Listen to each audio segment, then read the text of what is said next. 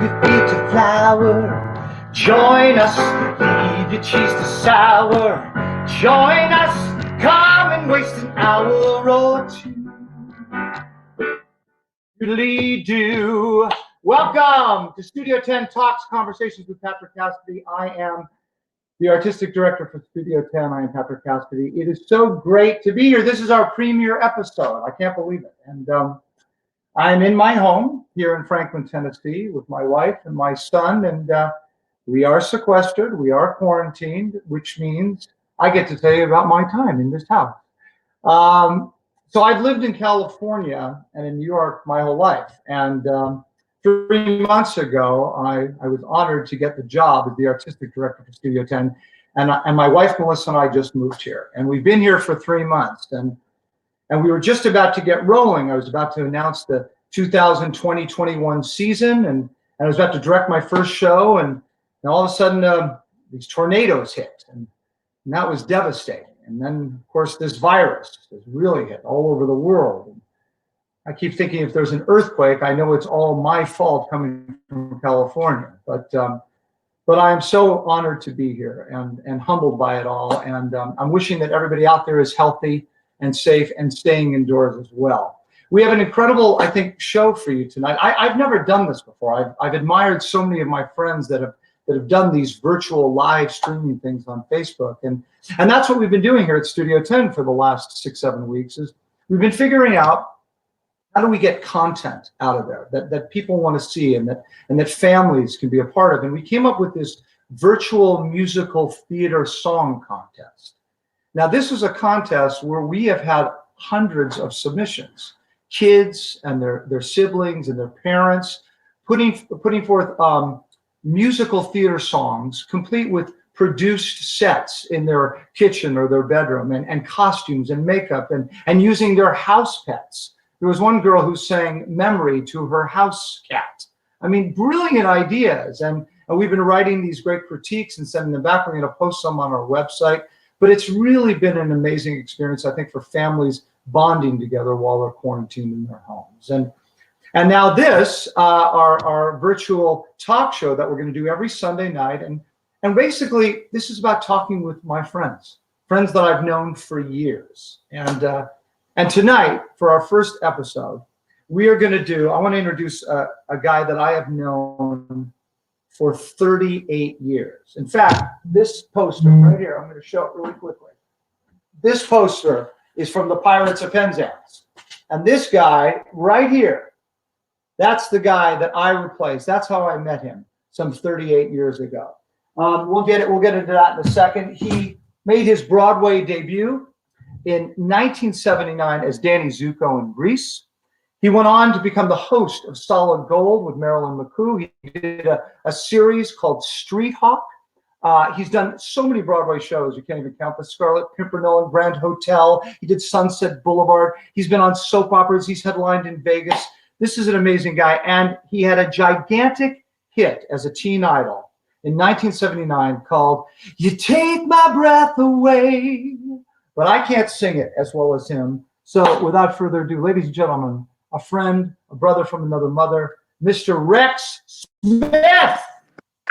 That was more than adequate introduction. I tell you, because I'm sitting there checking all the boxes and you checked them all. This is your theme song for you.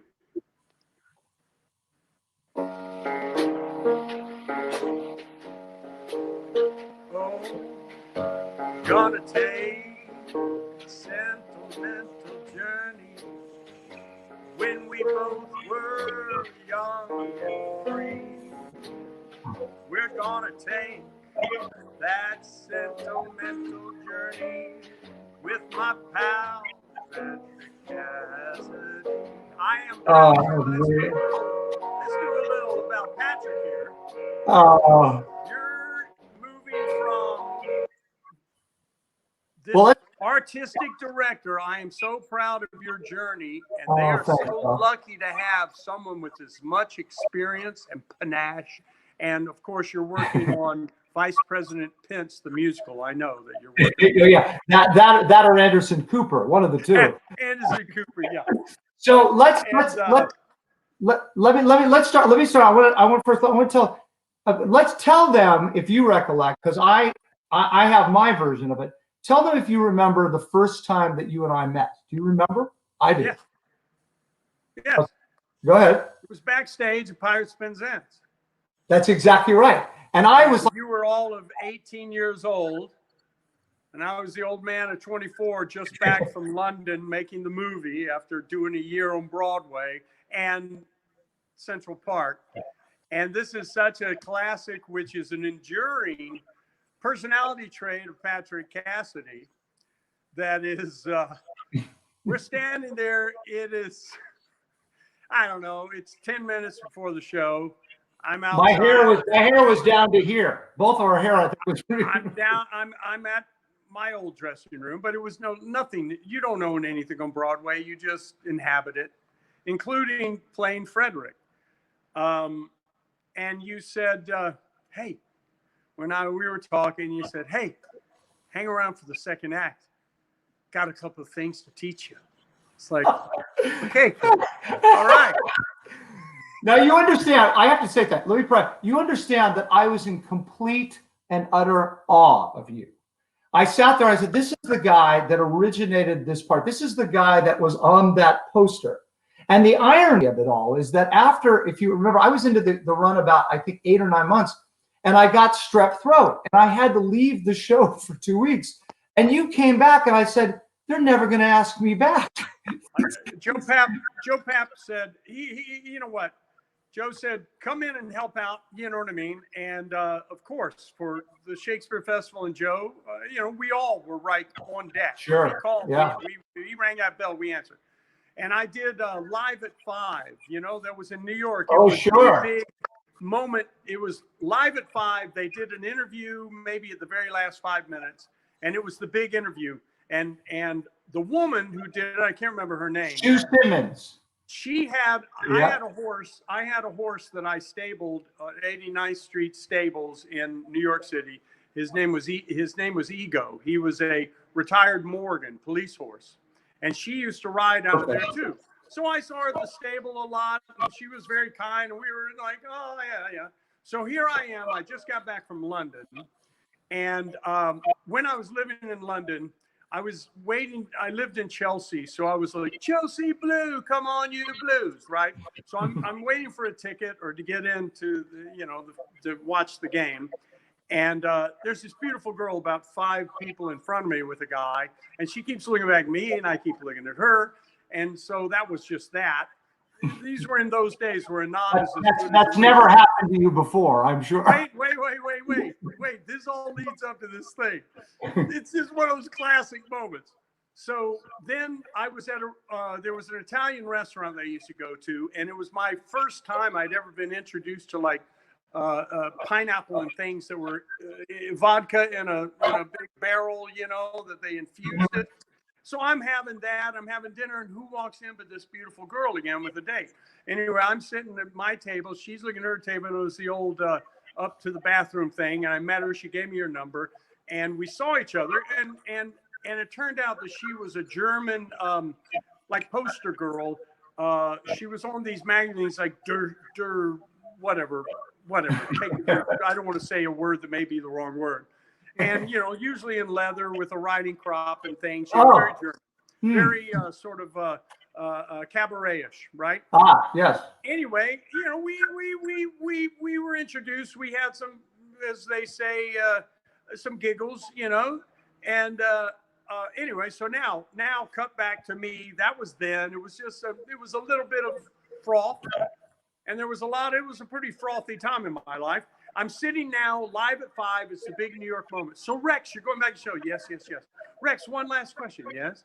She goes, this is concerning, Madame Ditoso. I can't remember her name, right? They show a picture of her in full leather and you're going, she said that you were engaged to her and you abandoned her in Europe. And I was like, now, everybody's leaning forward. The cameraman, the director, everybody's waiting to what's Rex going to say to this, the big expose. And I went, I'm leaning forward right now. And this is sometimes your mind's faster than you. And I'm so appreciative of my mind sometimes.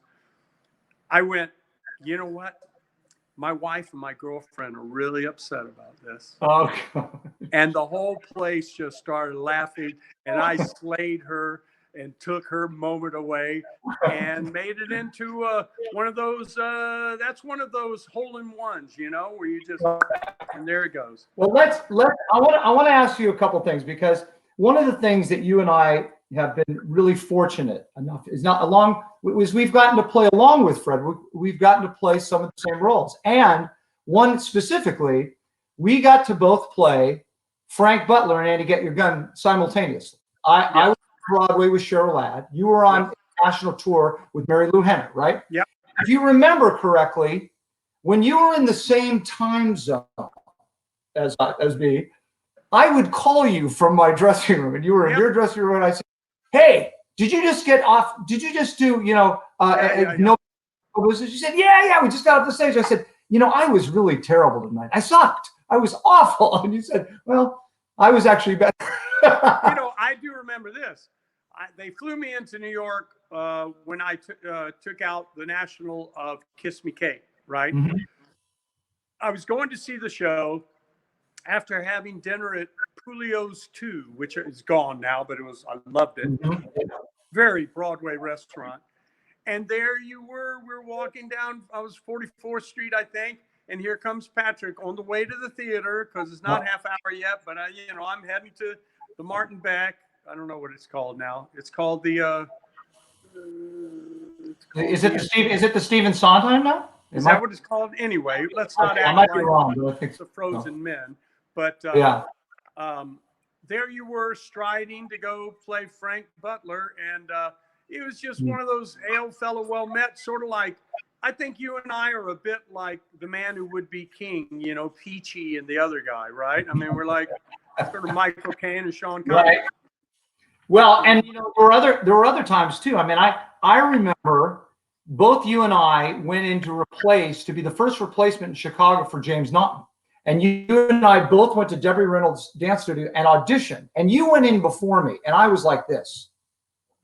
I was listening to every word. Isn't it funny how you sneak up to the door to listen? Oh yeah, I had to be at the door. I was listening very intently. I was listening to every single note, which you hit perfectly. And I was going, I got to follow that. And the irony is, neither one of us got the job. Neither one of us ever. But the funny thing is, there is no role that you and I are more perfect for than Billy Flynn. You know what? Here's my caveat to that, and my soothing balm to it. It's been done by so many. It's like, it's almost a rubber stamp, It's like, I think we've done iconic roles that are fill both of our cups overflowing. Well, what about if Walter Bobby, the director, decided to cast us as Velma and Roxy? Yeah. Well, you know what? You never know. And I tell you what, maybe you and I should do Some Like It Hot. That's what. Oh, that'd be good too. That'd be good. So now, who would be have a little fun? Who would be the Tony Curtis in that? I think, and Jack Lemmon. Who do you think? Okay, you're the casting expert. Which one? Who am I playing? We could switch roles. We could switch roles each week. Said that, didn't we? We said that about Blood Brothers, or what else? That's right. We said we could do Tuesday night. You could see one show. True West. You could see another. They did it with True West too. So we're going to play a little game. So I'm here with my piano, and we're going to play a little game called Name That 70s or 80s Pop Song and the Artist. Okay, so you got to name the pop songs from. I hosted Solid Gold, but I had cue cards that gave me the lyrics and. Yeah, well, I'm gonna depend on your experience. Okay, so here's the first one, right? This one actually has a very familiar voice. Here it goes. You don't know me, but I'm your. Michael McDonald. Take it to the streets. Oh yeah. He had the bush. Very good. His voice, you can reverse engineer it. It's on so many other songs, like Christopher Oh, Cross, yeah. da, da, da. All the Kenny Loggins stuff. This is it. He used that thin microphone. Hey, Yeah, yeah. good voice right there. He Okay. had snow All white right. hair too. He was the first rock pop guy that said, "Screw it, That's let it what glow." I'm trying to achieve now. Yeah, I know. All right, so try this one. Ready? Leroy boy, is that you? I think your post-hanging days are through. Sucking eyes and full of sighs. Tell no lies. We've got to get you a woman. Yeah, Todd Rundgren. There you go. It's like nothing else to take you there. Todd Rundgren, who Steven Tyler's daughter thought was her dad until he found out. Oh, is that true? Oh, wow. Yeah, Really? yeah. Todd Rundgren raised her as his daughter, and she didn't find out till whatever. She's like, that's a strange arrangement because Tyler, that was Tyler's daughter. But the arrangement was understood between his ex and Todd that they would raise her like this until such a time. I don't know how that cat got out of that bag. Well, he also didn't he also do "Hello, it's me. I've thought about you for a long time." Yeah. One of them. I think that's a nearly perfect song. I really do. I mean, as Linda Ronstadt told me, she would give 5 years of her life for the perfect song, right? Back when she was like slugging them out of the park. And I mean, and I admired that because her artistic intent, her search. Sure. But I think it's accepted throughout the musical world of pop and rock and roll and everything. Todd Rundgren is very special, and "Hello, It's Me" is really a perfectly crafted song. Almost. He actually Todd Rundgren produced one of my brother Sean's last album called Wasp, and and he also. So I want to ask you something that I know you've been asked 100 times, and I want you to keep this brief, but I want you to tell me what was it. You're telling me to keep something brief? Yeah, I know. Okay. No, but I want you, because I know you've been asked it, but for me, I've never asked you this. What was it like working with Linda Ronstadt, and what was it like working with Kevin Kline? I'll take Kevin first. Kevin, I learned more in one night holding stage. I called Kevin a black hole. He actually could virtually suck the entire stage and audience and everything into this vortex of Kevin Kline. And at that time, I was living in pretty rarefied air of, I was living very fast, not fast like running around. Of course, there was a bit of that, but I was living very quickly. The career was just on, I called it a rocket to Romania. I was strapped to a rocket, and it was just, trajectory was straight up. And Kevin, I imagine at first, well, my introduction to Kevin, first day of rehearsal. I'm from the South, all right? And what part of the South? What part of the South? I grew up in Greenville, South Carolina, where the accent goes up, and Birmingham, Alabama, where it's a little more drawn out and more southern, and all my family is from Birmingham, and then Atlanta, Georgia. But when I did Pirates, it sort of Dyson vacuumed my accent out because all that elocution, my open to my situation. And also, I probably sung more than I've spoken in my life. Of course, lately now I speak more than I did. But what was it like working with Kevin? I'm getting there. I'm getting there. I'm standing there the first day of rehearsal. I walked into rehearsal. I had played tennis in the morning. I walked in wearing LSA tennis whites, a tennis outfit. As I walked in, everybody's in the gray and black Broadway stuff, and there was a huge poster of me that they had put up to shame me. And Graciela said, Rex walked in and looked at it like it was the most common thing, like, They put my poster up and went to work. So we both have a line in the show called "Pray you get you hence, young ladies." Yep. And I said, "Pray you get you hence, young ladies." And Kevin grabbed me and dragged me out, like just dragged me out of the room into the stairwell, slapped me, and he went, "Get. This is Gilbert and Sullivan, not hee-haw. It's gat. Oh, that's great. I got it. And I tell you what, Kevin comes and sees me when I do performances. And I was doing a musical that didn't make it called Josephine. That was the story of Josephine Baker. Yeah. And they were spending $300,000 on this to get the buyers. And Kevin came and saw it, and I was playing the King of Sweden or whatever. And of course, Kevin calls, he goes, "Fantastic, marvelous." He goes, "You said get. I heard every get." I mean, so I tell you what, I learned, if you learn to say get instead of get, it informs your dialogue. It clips your dialogue forever. Okay. So that's Kevin. Also, Kevin, that first day when the swelling went down on my jaw, I said, right. "Kevin, I don't care. I just don't care. I'm going to ask Lynn Ronstadt on a date. Let me give you some advice." I go, "Yeah." He goes, "Never date your leading lady." I go, "Why?" He goes, "You're together day in, day out. Who knows if this thing may run." Right. Good advice. Well, good advice. So we broke for lunch, and then after lunch, I'm in the rehearsal room. The door bangs open. Linda comes running up going, "Kevin just asked me out." So that was my education. Linda Ronstadt. Linda,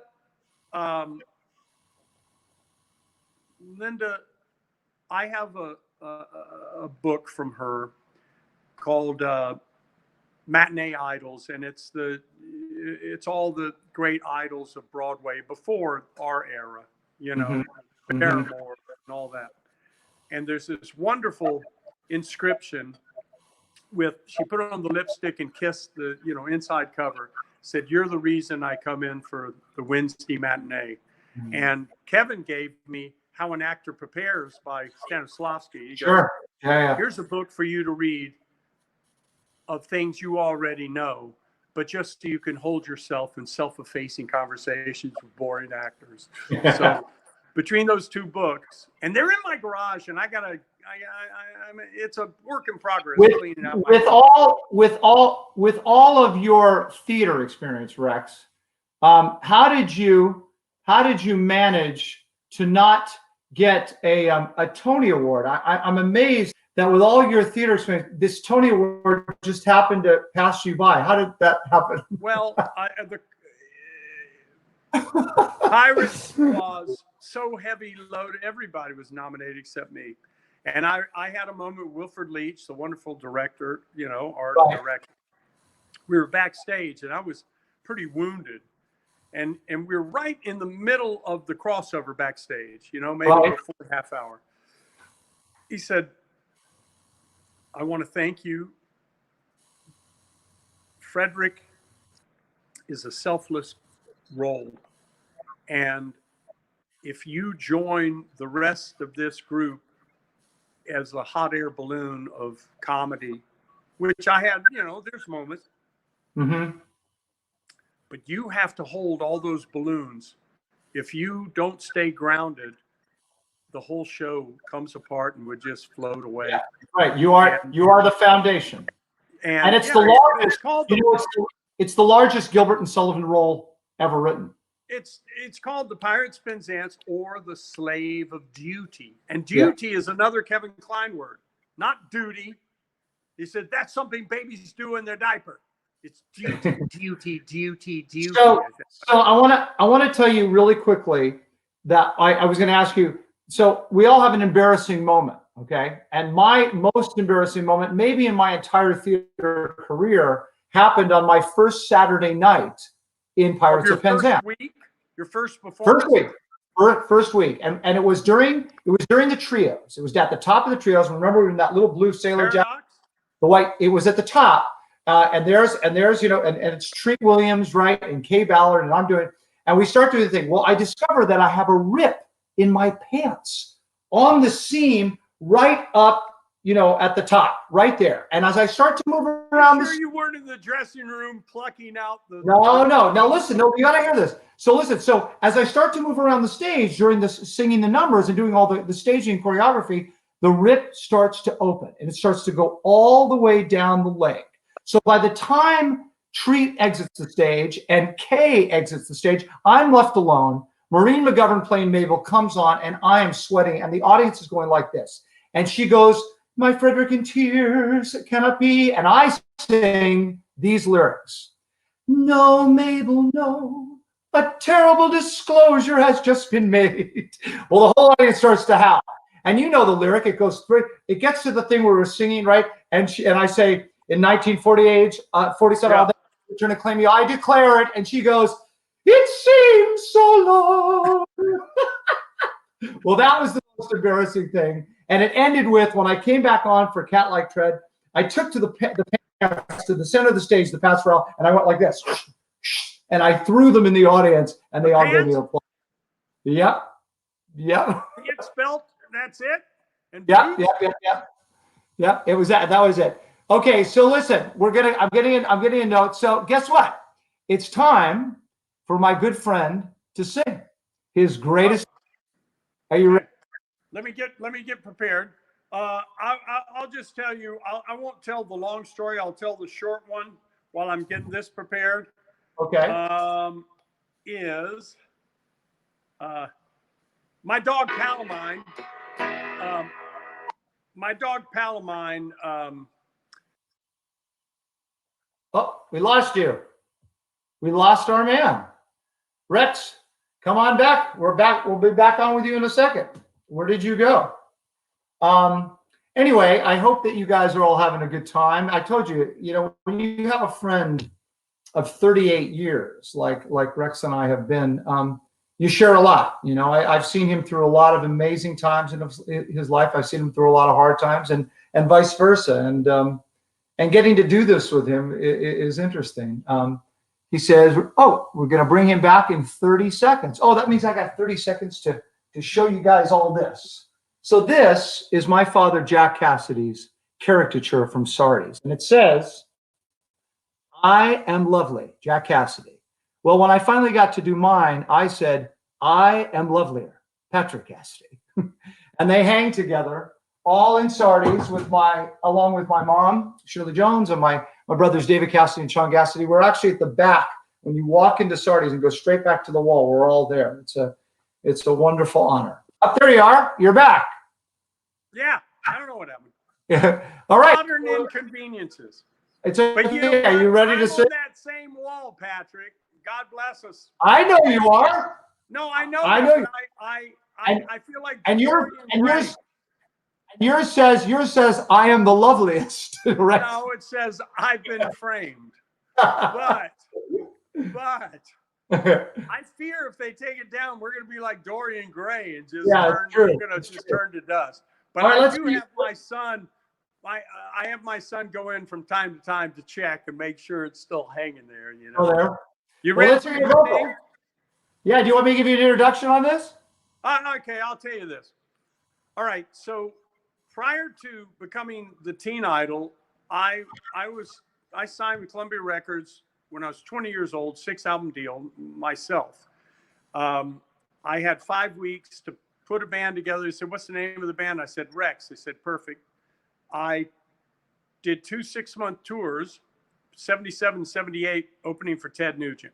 AC/DC opened for me. I was being groomed. My manager managed Aerosmith and Ted and AC/DC, Scorpion and such.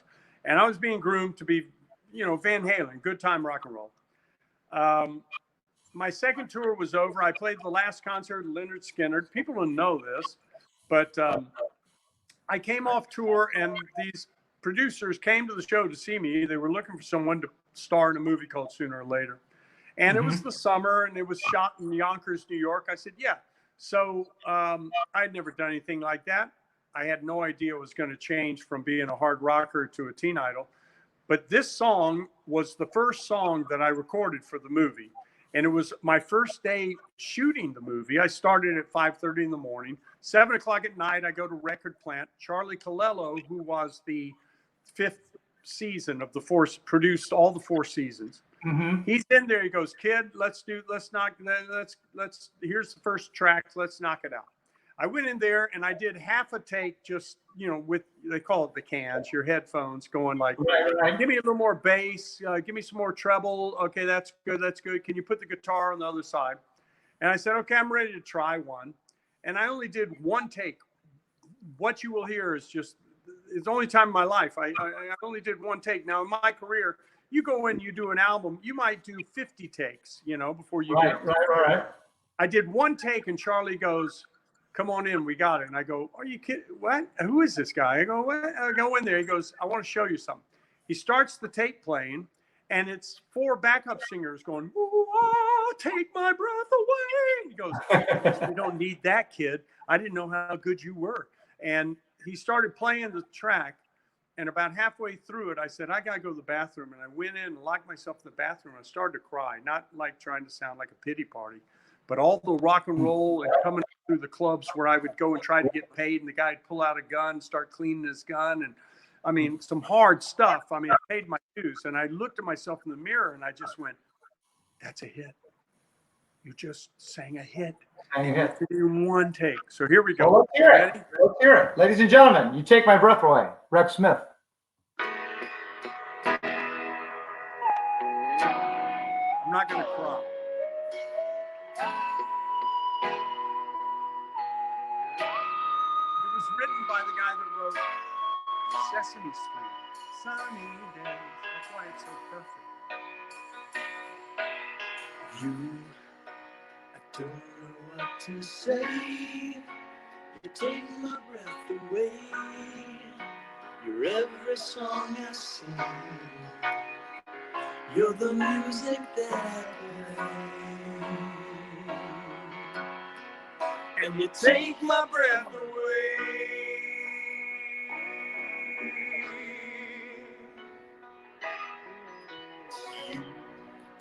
You smile and it's okay. You take my breath away. Like water from a spring on a sizzling summer day. Oh, you take my breath away. There are words for the magic of a sunrise. Only none of them will do.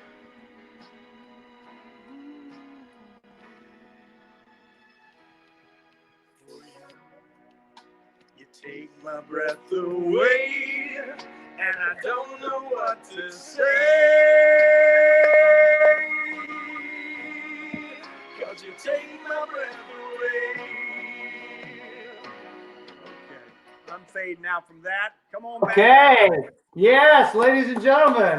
Yo, that was awesome, dude. I can't. Wow. Did it work? Did it sound good audio-wise? You sound great. I mean, yeah. I mean, it's you. Look, we're doing the best we can. We are. Listen, I want let to. the audience know that yesterday we painstakingly tried to work out this modern That's right. way of doing it to give the best performance we could And give. neither one of us knows anything about technology. No, we're analog men in a digital world.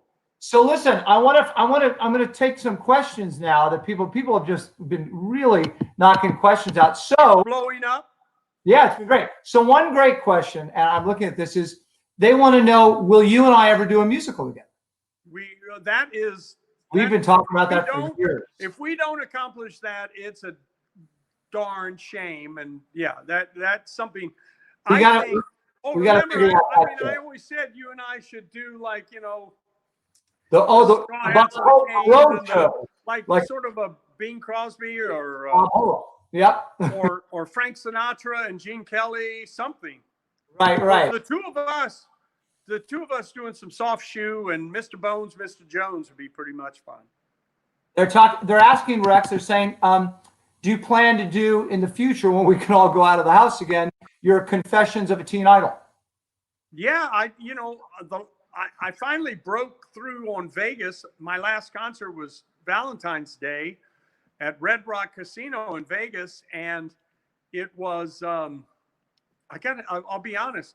It was the best performance of that show that I'd ever done because, you know, I've been crafting it for over 5 years, and I can manipulate the show because I'm the only live element, and it's all the movies and the B-roll from Broadway and everything.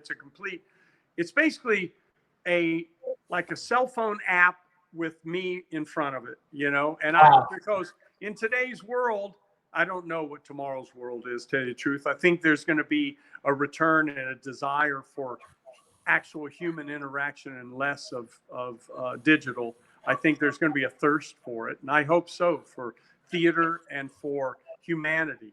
Listen, I've always said this about a show. You know, you sit there when a show, they're going to close the show. We're going to do a seance. We're going to save it. I go, look, everything that opens closes. Okay. Yeah. And it's the same thing with this COVID. It opened, it's going to close. It's going to close. We're too smart. We're too good. And when it does, it's going to be, I truly hope, a reboot and a renaissance of the pendulum swinging back to human interaction of the best, and human beings, and human beings coming back together. Yes. And I can't wait for that moment. I really can't. That's as far as I'm going to go on that, because there's too much discussion done, but at least it's one of hope. And it's not a thing of hope. I've worked very hard at this. It took me about 2 weeks to train my brain not to go, 2 weeks ago I could do anything. Well, it's not that. Now I am on the hopeful path. The everything that opens closes. There will be an end to this. And I'm dancing between the raindrops, staying healthy, working at health. And I beg everybody to join that. Think about what you're eating, sleeping, thinking, everything you can do every day to arm yourself and to health. Anyway, that's the end of that. Let me tell you two more questions, and then we're gonna. Sorry. So one question was, how many kids do you have? 5. 5 kids. Tell quickly how Brandon, who's the one that you did raise the least, looks the most like you. I was the most popular young man in the world for a brief moment, from New York to Tokyo. And I was doing the Calgary Stampede, which is the biggest rodeo in the world. And I was there for 3 days. It was madcap. I mean, it was madcap. It was like Beatlemania, and I was all alone. And your brother Sean can testify to it. Yeah. David. And I got to tell you about, I know your family, right? Very well. Brother from another mother. I tell you what, and I love your mom. God, I love her. We were at a party one time, and I just waited around to give her a ride home so I could say, "What was Marlon Brando like?" She goes, egotistical, whatever. She couldn't stand Rex. She couldn't stand. She said he did 62 takes. I know that, just to wear you out. Person. Just to wear you out, where you had nothing left, and then that's right. The take. That's right. But to share a martini with that woman is the height of. It's like a Fred Astaire movie. It's like I feel like I'm in Tales, dancing the light fantastic. Well, give a Rex. What was the question? Give a shout out to her. I think she's with a martini right now, watching the two. Yeah, I adore you. I feel like a cousin 5 times removed. And you've always made me feel that way. So thank you for that. So Brandon shows up at the stage. Oh, Brandon. So anyway, I'm 23, and the Columbia record rep, she's 23, and she's Canadian and just a breath of fresh air. Mm-hmm. And by the third night, it was top down Mustang convertible, full moon, and we're hitching up our Jinx. It was a different time. We were 23. It was 1979. And I said, listen, I have 2 weeks R&R at the presidential suite, the Kahala Hilton in Hawaii. Would you like to come with me? And you want to talk about the ultimate taking sand to the beach, because there was, wherever I landed like James Bond without the Walther PPK. But she said, you know what? I'm separated, going through a divorce, and it just wouldn't work. And you're 23, and I couldn't hang out another day. Columbia Records was taking me and I was going around the world. I went around the world for over a year, and I never heard from her again. And it turned out that indeed that rocket to Romania was just like I said. It was powerful, and she made the decision to tell Brandon that his father was the man she had divorced, and that's what the story was until she was quite ill and she was on her final moments, and she told him that your real father is Rex Smith. And Brandon was all of 16 years old, lost his mother, and was in free fall. No, but not. He's never been in free fall. He just works his way out at any corner. And he's a survivor. He's a survivor, that boy. He's a survivor, that boy.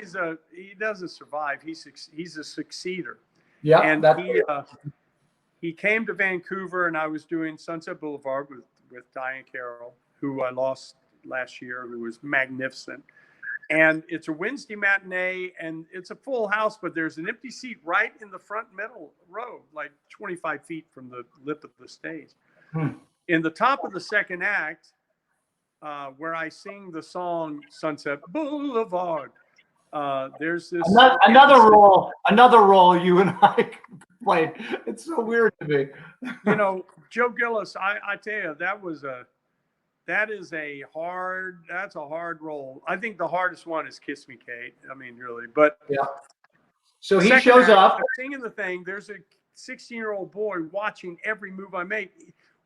There's a movie by Alfred Hitchcock called Strangers on a Train, and it's the tennis player, and Bruno killed his wife, and then the tennis player is playing the U.S. Open, and every head's going like this except Bruno. So there's all these heads going like this, but Bruno's looking. Am I doing my hands right like that? And Bruno's just staring straight. And it felt like that, even so much that when I did the bow, Diane said, "Do you see that kid looking at you?" And I'm so proud of this. I was nearing 2 years in Canada leading the Canadian company.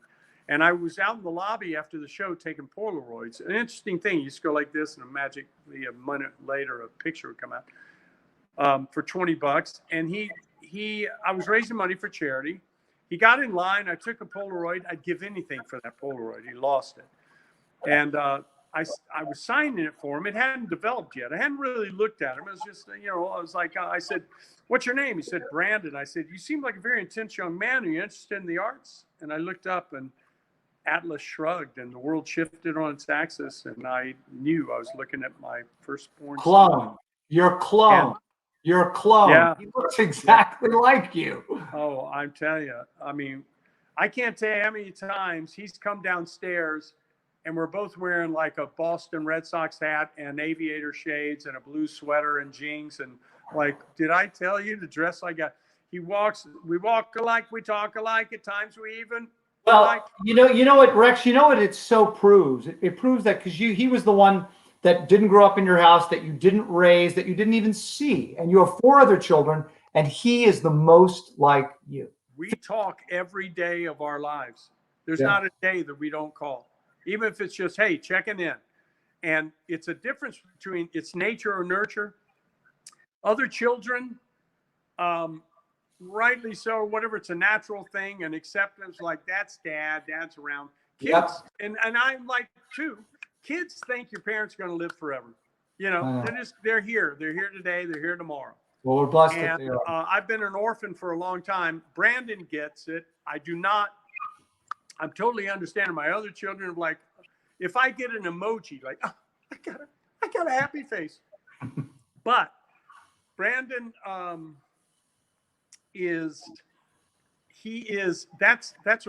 told him he's a testament to bloodline and legacy of forefathers and what's the other one? Four mothers. Why is nobody using that expression? I'm starting it right here. 4 mothers. Because there would be no forefather without a foremother. That's true. So, and you've got a great mother. She is. Listen, we got to wrap. This has been unbelievable. It's just getting started. I know. Congratulations, everybody. when you're out there, this thing I imagine is recorded or whatever, of course. Like yeah. Please share this and forward it. So let's build the audience for this Studio 10 because it's worthy and worthwhile, and you're going to have a lot of fun. I mean, I'll tell you one thing. Nowadays, you got the time to listen. You know, it's not a big, That's not right. a big rush. I'm going to go right. walk my dog, and I've been marinating some ribeye steaks, and I'm just going to be like, I know, big baked potato about that big and sour cream, and I'm going to walk string beans, organic, with some red peppers, onions, and maybe a little soy sauce. So, well, listen, thank you, one, for being our first guest, two, for being one of the greatest friends I've had for 38 years. And the first time we get to do this together too. I love you. Hey, love you last so much. thing, everybody watching, what you've been watching is, and I tell anybody about Patrick and I, we're two Jack Russell Terriers with our tails going like this. So, Patrick, carry on, and thank you for making me your initial guest. And more to come. All right. Cheers. Absolutely. Okay. Thanks, Thank you very much. Cheers. Well, guys, how about that? I am just, I'm speechless. I mean, you know somebody and you ask them, to do a favor for you. And I said, hey, listen, we're putting this thing together for Studio 10. We want to keep the theater alive. We want to reach families and reach out there to people that would love to hear stories. And he just jumped right in there. And I just love talking to him. I hope you guys all love talking to him too and listening to both of us. So we're going to do this every week, every Sunday, 7 o'clock Central Time. And we have some great guests in store. Again, all friends of mine, friends that I've forged after 40 years plus of being a performer. Next Sunday at 7 o'clock, we are going to have the incredible, talented Susan Egan from Beauty and the Beast, the original Belle. She's a Tony nominee. I know her a long time. We've worked together. You're going to hear some really great insight and personal stories about that.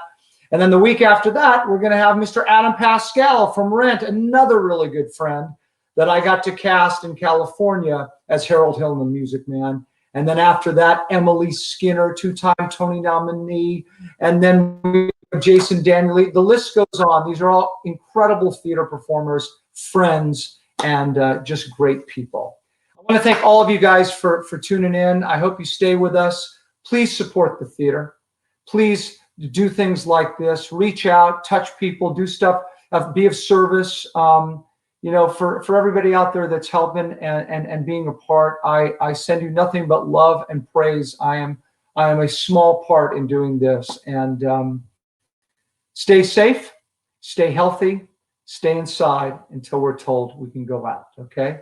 And I thought I'd leave with some sort of goodbye song. And I was thinking, so long, farewell, auf Wiedersehen, good night. Well, that's what the kids think. Good night, ladies and gentlemen.